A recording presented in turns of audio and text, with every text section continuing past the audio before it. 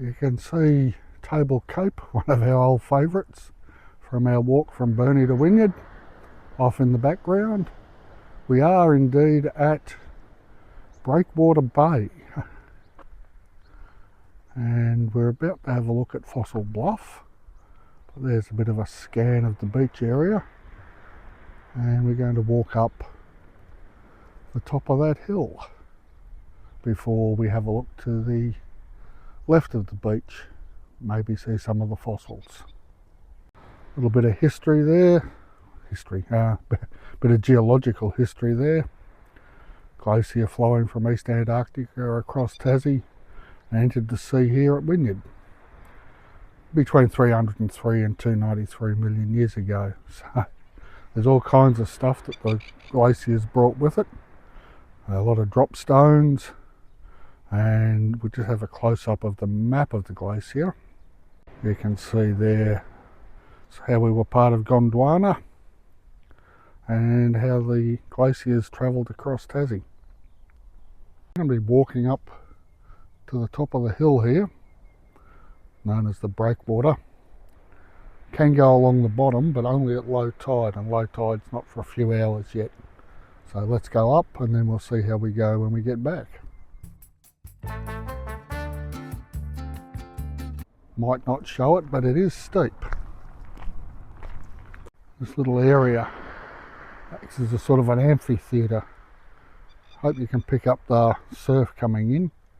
Ever entering into the bush, this is sort of wallaby country and also snake country, so we'll keep our wits about us. Paved and then stairs, so not for wheelchairs. And up we go. If you look out there, you can see the slope of the hill. It's not shallow. But off to the left we have those papery bark trees that we've seen all along the northwest in the damper areas. Once we get off the steps, the going gets to be a little bit rougher, but no less steep, as you can see. And that's the avenue of trees we've just come up. Might have a bit of a rest on that seat and I'll show you the view back across behind us. There's Table Cape off to the left. It is quite a prominent feature around these parts. Now on the chair, I'll just flick the camera around so you can see the view. Wynyard over to the left, and we just zoom around. A little bit of housing up there on the hill with nice views, I would imagine. And then across to Table Cape behind the trees and back on the road.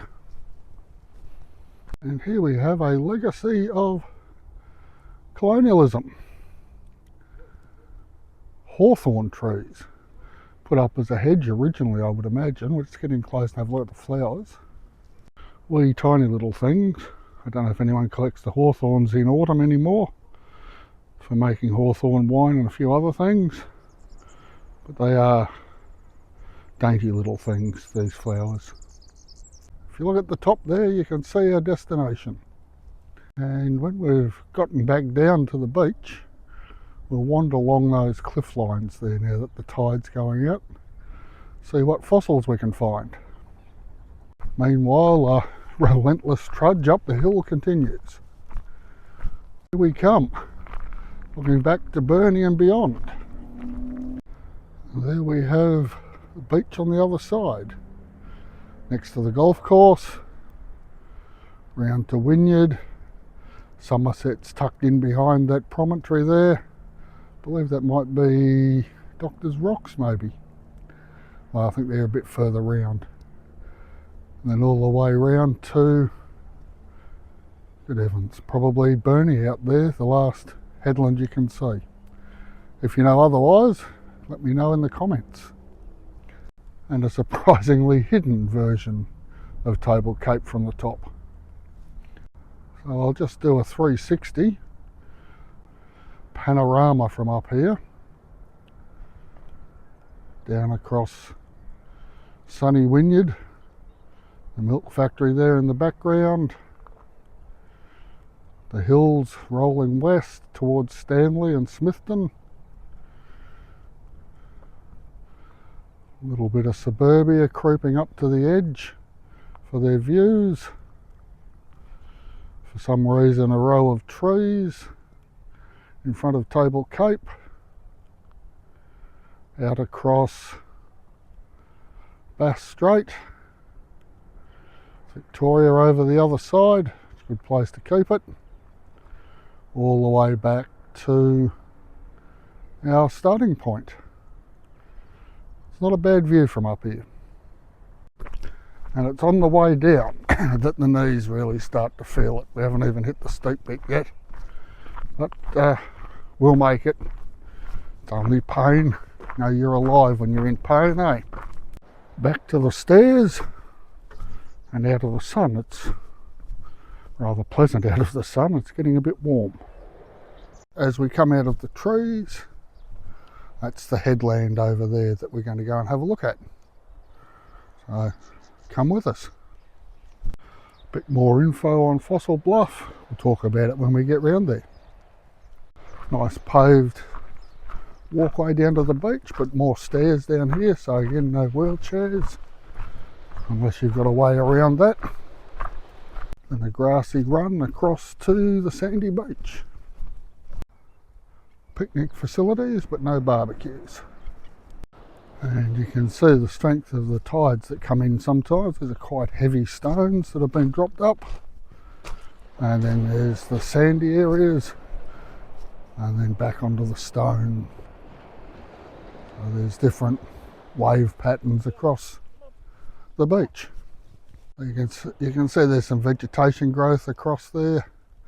What we're walking around to is the exposed areas down the bottom where we can see what's going on. You can see the high tide line there and where it runs along the base of the cliff. And you can see there all the tiny little shells from when this used to be at the bottom of an ocean. There's some bigger ones there. I'll put my hand in so you've got some idea of scale. Little shells, millions of them, probably more than that. You can see that line of shells running through there, along there, all the way along. It's fallen, but you can still make out the line of shells through it. If we look back to the hill we just climbed, you can see the lines of stratigraphy there quite clearly. We might wander over that way after this and see what we can see in those layers. And there it is a bit closer. Very obvious lines of stratigraphy, very flat, which makes it easier to interpret. On the western side, similar levels of stratigraphy, reasonably flat, running off to the west, and our old favourite Table Cape. Walking over to the eastern side of the cove, there's enough heavy stones here to think maybe a little bit of metal detecting might be in order. Maybe tomorrow, although I think it's supposed to rain tomorrow. Just approaching the bluff, it's really an impressive piece of stone. First thing to notice is the colour change. The blacker soil, the blacker stone underneath, and then you've got this lighter colour over the top. Blacker stone is clearly subjected to more tidal wear. I would imagine large chunks of that cliff will come down at some stage. Yeah, it's a long way up. Hopefully not today though, that is my plan. And just above that black area is where we've got a line of shells and whatnot over the top that we had on the other side. So clearly there was some sort of, that looks like basalt to me, the black stuff, might be shale. And then over the top came an ocean, which is where we get all these sea critters. Basically the leftover shells from the animals, the only bits that survive. The soft fleshy bits are gone. But really impressive. Some interesting effects of the wearing of the ocean. Bearing a notch into that large rock. Plenty of layers. This thing has taken many years to build. 303 million or thereabouts. It does look like sandstone up the top there. Could be an error. I did live in the Blue Mountains, which is built on sandstone. There was an awful lot of it. It's easy enough to spot. Let's do another panorama from the bottom of the hill that we climbed up. You can still see, I believe it's Burnie over there, out across Bass Strait. Keeping Victoria far enough away. Table Cape. The rock faces we first saw those shells on. A couple of nice houses up there with views over the ocean. And back to where we started. Bluff and surrounds. Recommend it for anyone. It's a gentle walk. The hill can be a bit steep, but make sure you come at low tide or heading towards low tide. Very easy to get trapped out there with the tide coming in because you get big swings. So thanks for watching. Like, subscribe and comment. Thank you.